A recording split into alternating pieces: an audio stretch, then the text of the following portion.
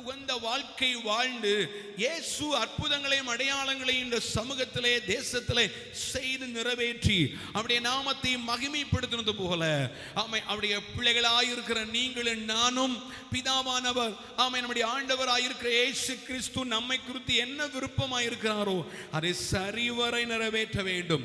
அதை சரிவர நிறைவேற்ற வேண்டும் என்றால் நாம் கிறிஸ்துவுக்குள் தேர்ந்தவர்களாய் நாம் வாழ்க்கை வாழ வேண்டும். இரண்டு உலகத்தினுடைய பாவங்களை செஞ்சு ஆண்டவரை தேடி வர்றது போல இருந்துகிட்டா அதெல்லாம் செஞ்சிட முடியாது.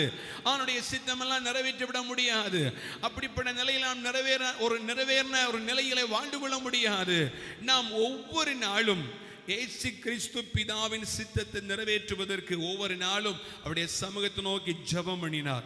இயேசு தன்னுடைய ஊழியத்தின் ஆரம்பத்தில் ஜெபம் பண்ணினார், ஊழியத்தின் முடிவில் ஜெபம் பண்ணினார். எல்லா நிலையிலும் பிதாவோடு ஒரு சரியான ஒரு ஐக்கியம் பெற்றிருந்தார்.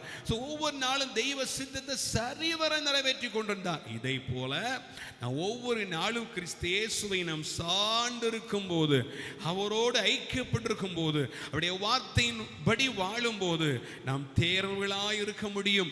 எந்த அற்புதமான கிரிகள் நடப்பிக்கத்தக்கதாக நாம் தேர்வுகளாய் நாம் இருக்க முடியும்.